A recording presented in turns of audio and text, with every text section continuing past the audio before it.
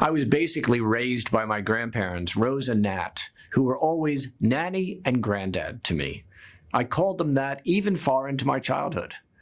I lived with Nanny and Granddad for the first 4 years of my life, and even when I was sent back to live with my emotionally troubled mother, they always remained my real parents.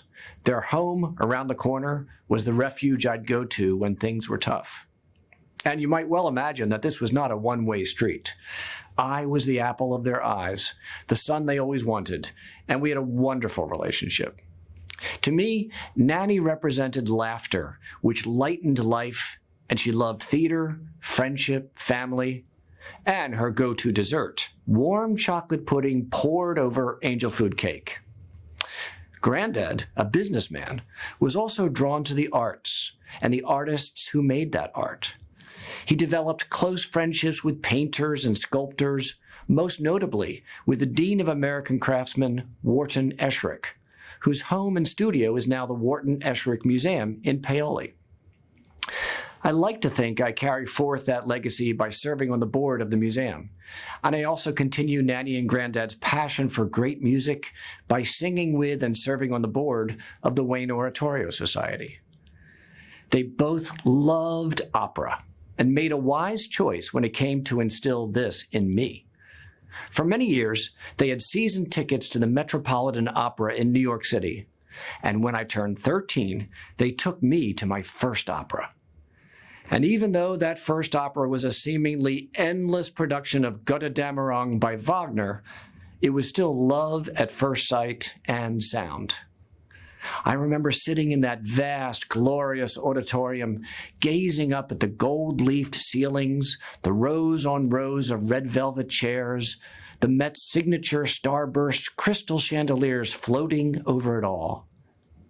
This was a matinee, and precisely at 2 p.m., I was startled to see the many chandeliers begin to rise toward the ceiling as they simultaneously dimmed. Wow, I was hooked, and the music hadn't even started yet.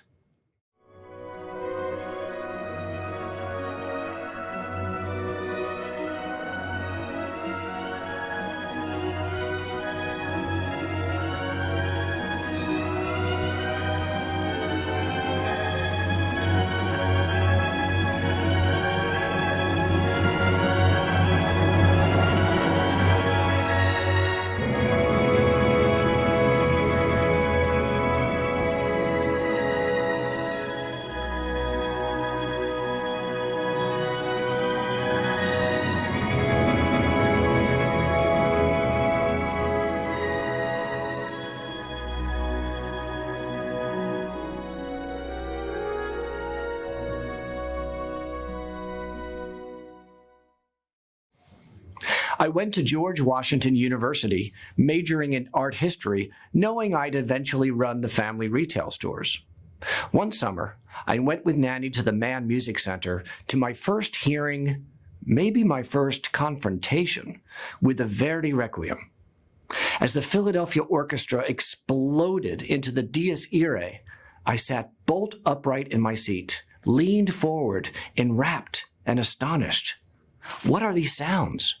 What is this overwhelmingly emotional thing going on here?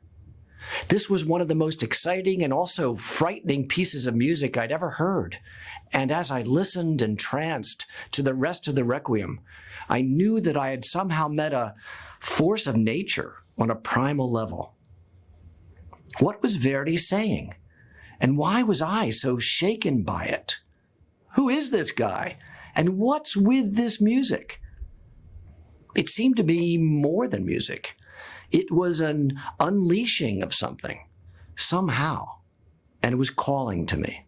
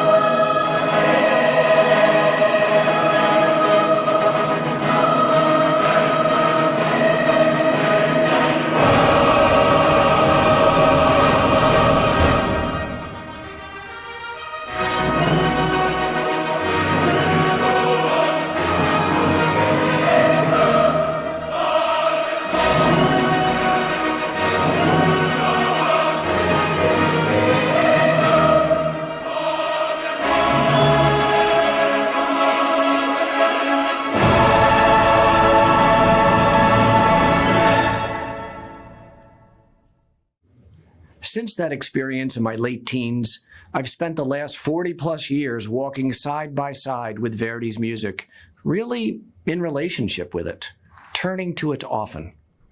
It speaks to me on a deep emotional level. His operas are not the operas of a Wagner dealing with gods and myths. Rather, his works are really about what it means to be fully human, to experience life in all its drama, turmoil, desires, tragedies, and triumphs. Eventually, I started reading about Verdi the man, and I've discovered that he had quite a dramatic life himself. I mean, how do you separate a person and their art anyway? I don't think you can. I've concluded that if you had to find one word to summarize the essence of Verdi's work, it could be the word liberation. Liberation, freedom, breaking free. But liberation from what? And as I encounter and re-encounter again and again the Requiem as well as his operas, why, when I hear certain arias or passages, do I feel such a fundamental welling up of emotion? Why does Verdi make me weep? Not out of sorrow, but out of something more than that. Perhaps a mix of solace, passion, yearning. Liberame, free me. Here's a clip of the legendary Leontine Price with the orchestra of La Scala Milan. Liberame Domine de morte eterna in die illa tremenda. Deliver me, O Lord, from everlasting death on that dreadful day.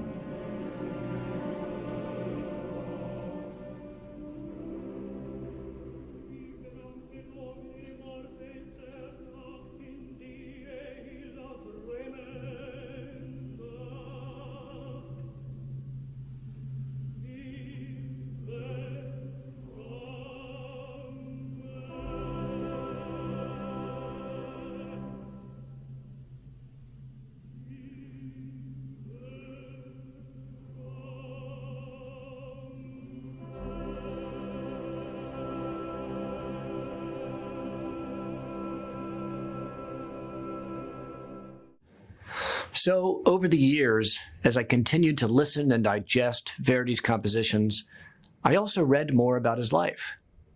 He was born on October 10th, 1813, and died on January 27th, 1901, old and full of years, as the final verse in the book of Job says. And in those 87 years, Verdi lived a life unique in so many ways. He was born in an age when there was no unified country of Italy. The land was broken up into separate kingdoms and principalities up until it unified in 1861. Before this, it was mostly controlled under the French Empire and the Austro-Hungarian Empire. There was a political revolutionary movement called the Risorgimento, which sought to overthrow this tyranny and unify the Italian peninsula for the first time since the fall of the Roman Empire hundreds of years before. This was the context within which the young Verdi grew up in the north in the Duchy of Parma. But let's avoid a history lesson or a biography here. Let's skip ahead to what may have been the most formative time of his life.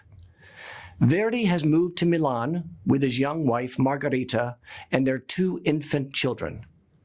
He has recently launched his first opera to moderate success, just enough for Verdi to receive a commission to compose a second opera, this one a comedy called Un giorno di regno, King for a Day.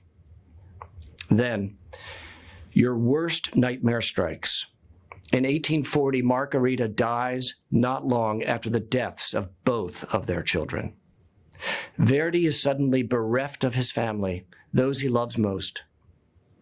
And in addition to this personal grief, he witnesses his second opera hissed off the stage, achieving only 1 performance. Game over. I mean, how would you have handled this? Verdi, at 27, has experienced compound traumas in just a few years, which naturally led him into a depression, personally and professionally. His life had come to a full stop. He is eventually coaxed to compose again, reluctantly, and this time with the opera Nabucco. He achieves overnight success and quickly becomes an international figure at the age of 28. Listen to this famous choral piece from Nabucco, which to this day is considered to be all but the Italian national anthem. The Italians of the time recognized the highly charged political message underlying the famous Hebrew chorus, Va pensiero, slaves under the yoke of tyranny, yearning for liberation.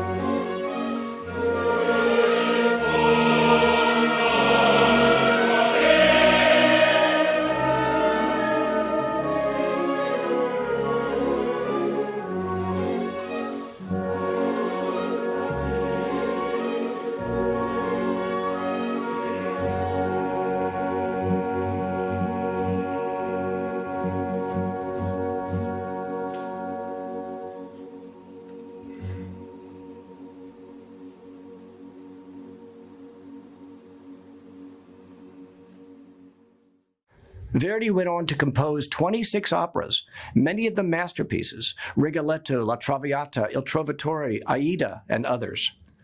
Time and again, the themes of defiance inhabit the stories, the characters, and of course, the music itself. There is a muscular vitality, a vibrancy, a pulsing life in Verdi's music, not to mention an endless feast of melody. Verdi was a man of his time, the land, the people, a savvy businessman, and especially a man of the theater. He understood drama and had his hand in all aspects of his productions: the music, stage direction, casting, sets, costumes, and so forth. He regularly challenged the censors, also opera singers accustomed to having things done their way. Conventional, narrow thinking was anathema to him. His evolution as an artist was one of constant reinvention, staying in the trenches, working his art, incrementally refining each opera every time.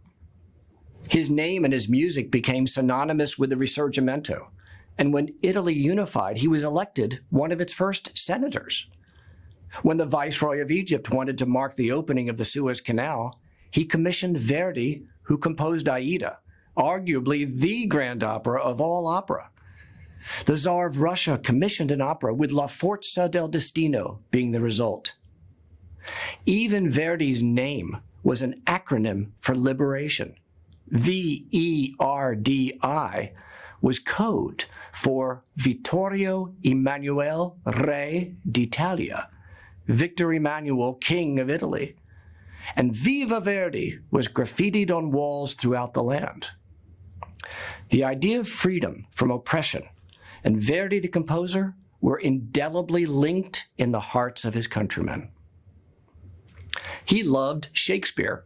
3 of his operas are based on the works of the bard. Outwardly, an introverted, prickly, tough guy, he was fearless, unconventional, yet generous in quiet ways, especially to his people, his paisan. He was financially very successful and bought many, many acres of land, which he farmed for decades. You can visit Via Verdi in St. Agata to this day. He built and funded an old age home for poverty-stricken musicians called Casa di Riposa. It is still there in Milan, thriving to this day, and he and his wife are buried there in a magnificent crypt. A few years ago, I made pilgrimage there to see what Verdi called his greatest production. He built Casa di Riposa when he was 83. It was so moving for me to stand in that space, gazing down at where Verdi was buried next to his wife. He loved the land and found solace and contentment leaving the world behind him to be close to the good earth. He was a major international public figure and intensely private. He hated authority and censorship. He would not sacrifice his ideas, principles, or art to please people or society. He distrusted the priesthood and organized religion, yet I detect a deep spirituality pervading his work. I believe his ultimate defiance is tied to aging and to death itself. I wonder if his Requiem, composed in his early 60s, and so full of passion and rage and a pleading for mercy, if this is his response to losing everything when he was a younger man. When I was younger, I shepherded my grandparents into their old age. They remained vital right into their 80s, and then, slowly, I saw each start to fade, particularly Granddad. His final years, I realized that he had become a shadow of himself, and this hurt me. His vitality was just not there anymore, and his creative force and interest in life was diminished. On the other hand, Nanny remained vibrant right through her early 90s, even making a new best friend who was around 100 at the time. Looking back, I see that I was deeply affected to see them slowly fade from their own vitality. I don't want that for myself. And now, in my mid-60s, as I slowly become my grandparents, I think about this a lot. I begin to ask myself, are my best days behind me? Do I still have more to give, to create? Do I still have a voice? Do I matter? So I look to how my Verdi ended his days. Yes, I think of him as my Verdi, as a kind of mentor. He lived a triumphant, successful life by every measure. He was like the musical George Washington of his country. He reinvented his art and himself over and over and over again. And so as he reaches his 70s, he has every reason to simply enjoy his life, cultivate his land, pull back, because he has nothing left to prove. Let the younger composers like Mascagni or Puccini take over the musical crown of Italy. They are nipping at his heels anyway, certain that the old man is old hat. They are the new kids on the block. But true creative force cannot be ignored indefinitely. His beloved second wife, Giuseppina Strepponi, who had for decades been a devoted, loving, quiet, driving force, did much to keep Verdi engaged with life. She, along with some close friends, waged a delicately insistent campaign to get him to compose again. So, to the outside world, Verdi is in retirement.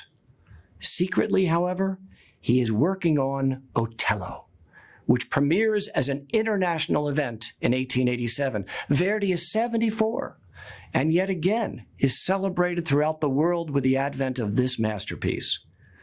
"We are back," he wrote. Yet, after the opening, he soon sinks into a depression. "Tutto è finito," he says. All is finished.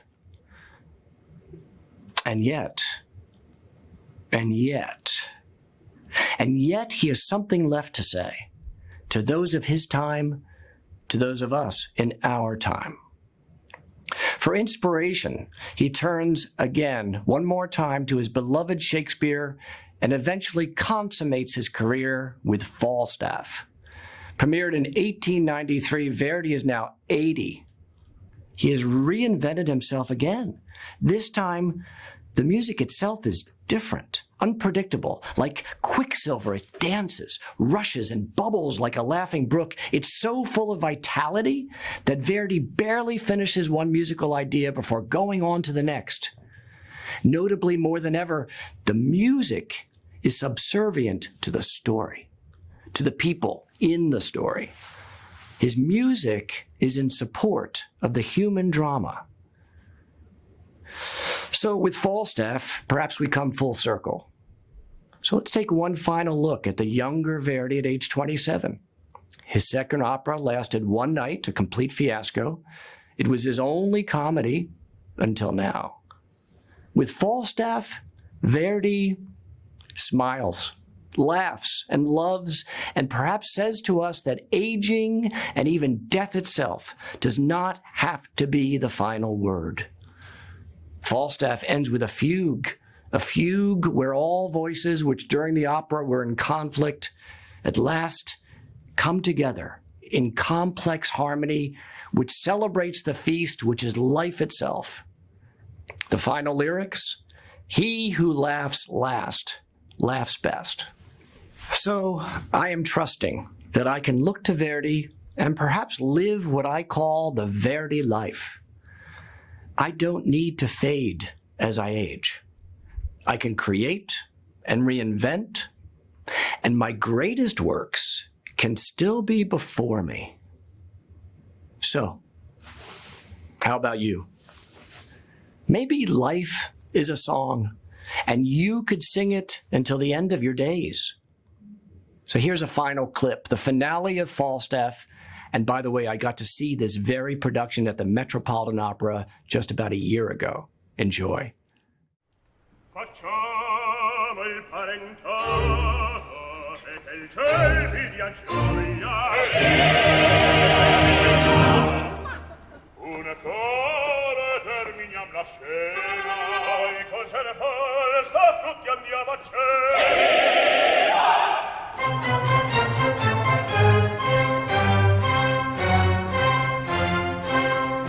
tutto nel mondo è burla l'uomo. È nato burlone, burlone, burlone. Tutto nel mondo è burla l'uomo. L'uomo è nato burlone. È nato burlone, burlone, burlone. Tutto nel mondo è burla l'uomo. È nato burlone, burlone, burlone. Tutto nel mondo è burla l'uomo. È nato burlone, burlone, burlone.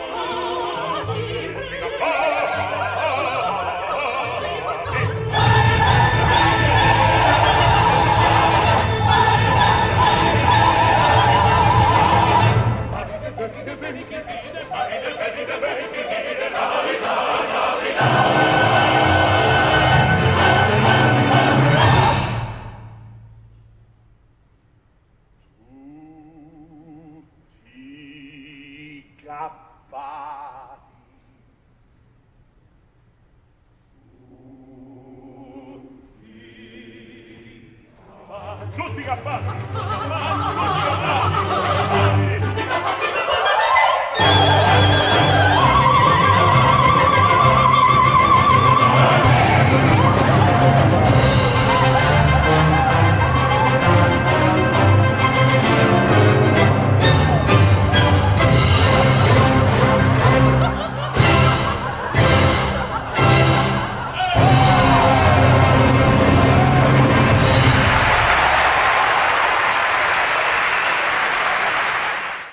Not bad for an 80-year-old.